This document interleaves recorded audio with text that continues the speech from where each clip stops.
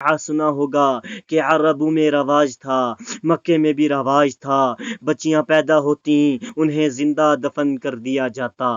تاجدار رسالت کی محفل میں ایک شخص حاضر ہوتا ہے، حاضر ہو کر کہتا ہے یا رسول اللہ، یا نبی اللہ، کیا مجھے معافی مل سکتی ہے؟ رسول اکرم صلی اللہ علیہ وسلم نے فرمایا تو نے کیا کیا؟ وہ کہتا ہے یا رسول اللہ، یا نبی اللہ، میرا بہت بڑا گناہ ہے، زمین سے بھی بڑا ہے، آسمان سے بھی بڑا ہے، کائنات سے بھی بڑا ہے۔ رسول اکرم صلی اللہ علیہ وسلم نے فرمایا کیا تو نے زنا کیا؟ وہ کہتا ہے یا رسول اللہ، زنا سے بھی بڑا گناہ۔ رسول اللہ صلی اللہ علیہ وسلم نے فرمایا کیا تو نے غیبت کی ہے؟ وہ کہتا ہے یا رسول اللہ، یا نبی اللہ، غیبت سے بھی بڑا گناہ ہے۔ رسول اکرم صلی اللہ علیہ وسلم نے فرمایا کیا تو نے جوا کھیلا ہے؟ وہ کہتا ہے یا رسول اللہ، یا نبی اللہ، جوئے سے بھی بڑا گناہ ہے۔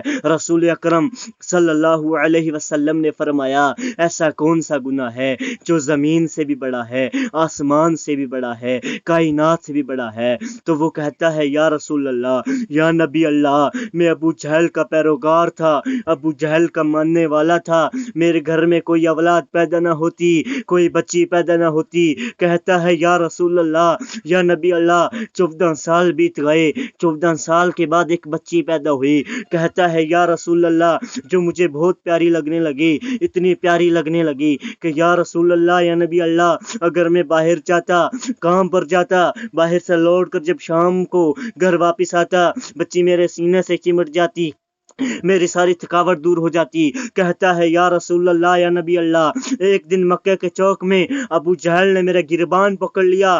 کہتا ہے تیرے گھر میں اولاد ہے، بچی ہے، تو اسے زندہ دفن نہیں کرتا، آج ہی میری پولیس آئے گی اور اسے زندہ دفن کر دے گی۔ کہتا ہے یا رسول اللہ، میں گھر آیا، میں نے اپنی بیوی سے یہ نہیں کہا کہ بچی کو زندہ دفن کرنا ہے، بلکہ میں نے اپنی بیوی کو یہ کہا کہ اس بچی کو نہلاؤ، کپڑے پہناؤ، اس کو اس کے ماموں کے گھر چھوڑ آئیں گے، کہیں ابو جہل کی پولیس آ کر اسے زندہ دفن نہ کر دے اور ہماری بچی زندہ دفن ہو جائے۔ تو کہتا ہے یا رسول اللہ، یا نبی اللہ، میری بیوی نے اس بچی کو نہلایا، کپڑے پہنائے، سرما لگایا، بالوں کو کنگھی کرنے کے بعد کہتا ہے یا رسول اللہ، میں بچی کو اٹھاتا ہوں، اٹھا کر چلتا ہوں، میرے دل میں ابو جہل کا خوف تھا، ابو جہل کا ڈر تھا۔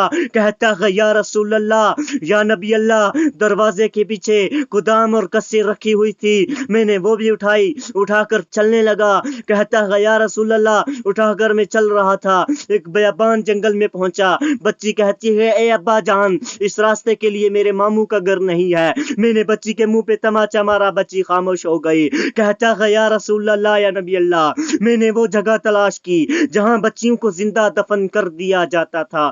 کہتا ہے یا رسول اللہ، میں نے بچی کو نیچے رکھا اور میں گڑھا کھودنے لگا۔ کہتا ہے یا رسول اللہ، یا نبی اللہ، میں گڑھا کھود رہا تھا، بچی کہتی ہے اے ابا جان کیا کر رہے ہو؟